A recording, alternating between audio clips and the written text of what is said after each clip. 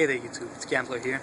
I'm just, I'm getting back to Alicia. She had videoed me a question about marriage and from what the specific quotes from the Bible about it. And then she asked me for my view. So I'm printing some stuff out. The verse you were talking about, it shows in the Old Testament, it's Genesis 2:24.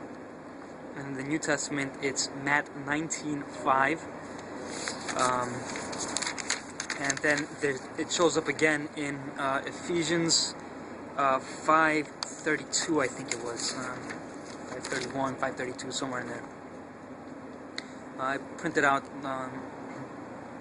the Greek versions of them, and I wrote out my interpretations.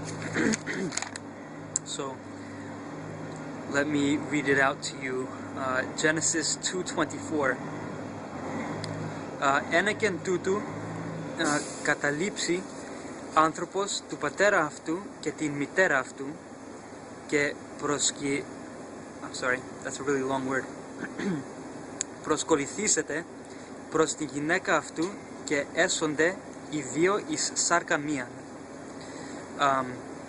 That translates roughly to, for this reason, a person, because anthropos means person, not really man, but in the context of the statement, it really means man.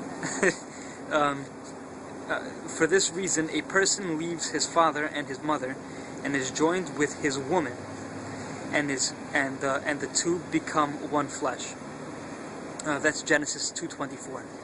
In Matthew 19:5, there's two versions of it that I have. I have the Greek New Testament morphological, and I have the Textus Receptus. So the Greek New Testament says, «Και είπεν ένεκα τούτου καταλήψει άνθρωπος τον πατέρα και την μητέρα και κολληθήσετε τη γυναίκα αυτού και έσονται οι δύο εις σάρκα μία». And the Textus Receptus reads very similarly. There's a few textual variants in here. Both of them are textual variants from the Genesis version. Και είπεν ένεκεν τούτου καταλήψει άνθρωπος τον πατέρα και την μητέρα και προσκοληθήσετε τη γυναίκα αυτού και έσονται οι δύο εις σάρκα μία. And both of them roughly translate to the same thing. So it would say, and said, for this reason a person leaves his father and his mother and is joined, I'm sorry, it doesn't say his father and his mother. It says, for this reason a person leaves father and mother and is joined with his woman, and the two become one flesh. So, the issue with this, and the way that it's being used by this, I'm not sure what it is, delegate or something like that, of yours, over there, for Prime Minister, I think you said, which is pretty bad if he doesn't understand this verse, especially if he's a Christian. It's not being used to show that proper marriage is between a man and a woman. It's actually being used to show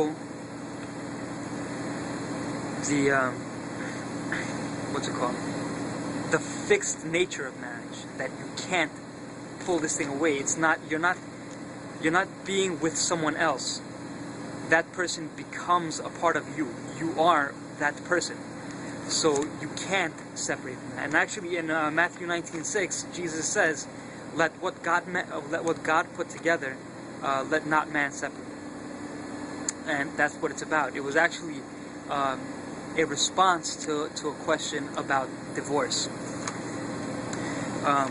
But my own views on marriage, and actually the Orthodox view on marriage, I'm going to read a passage out of Ephesians, that same passage that I was telling you had the quote in it. And it's Ephesians 5:22 to 5:33. It says, Wives, be subject to your own husbands as to the Lord. For the husband is the head of the wife, as Christ also is head of the church, he himself being the Savior of the body. I just wanted to make a quick point here.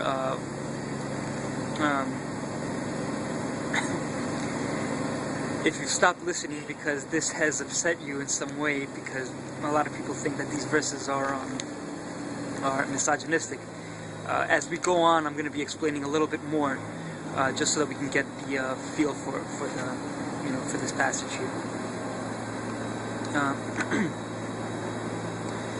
But as the church is subject to Christ, so also the wives ought to be to their husbands in everything.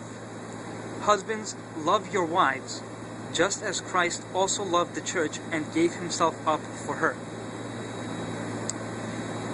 so that he might sanctify her, having cleansed her by the washing of water with the word, that he might present to himself the church in all her glory, having no spot or wrinkle or any such thing, but that she would be holy and blameless. So husbands ought to love their own wives as their own bodies. He who loves his wife loves himself. For no one ever hated his own flesh, but nourishes and cherishes it, just as Christ also does the church, because we are members of his body. The idea that husbands should love their wives in the same way that Christ loves the church, is the idea of loving your wife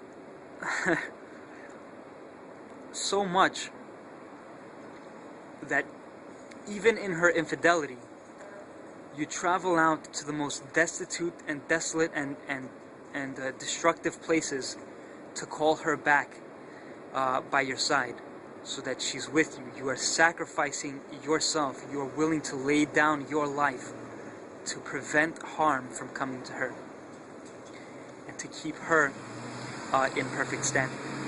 That's the kind of love that it's talking about. So, I mean, if you guys still want to look at this like it's a misogynistic text, I guess you could.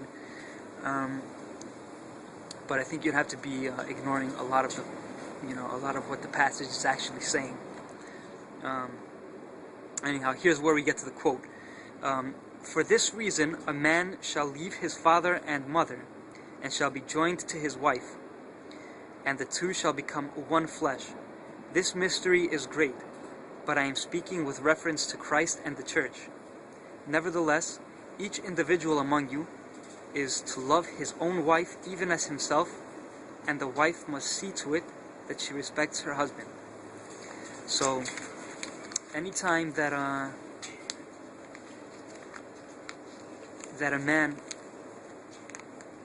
husband oppresses his wife, he is pitting himself against Christ and the church, because Christ wouldn't do that to the church. Christ's purpose here was to call us home from infidelity. So I hope that was a little enlightening.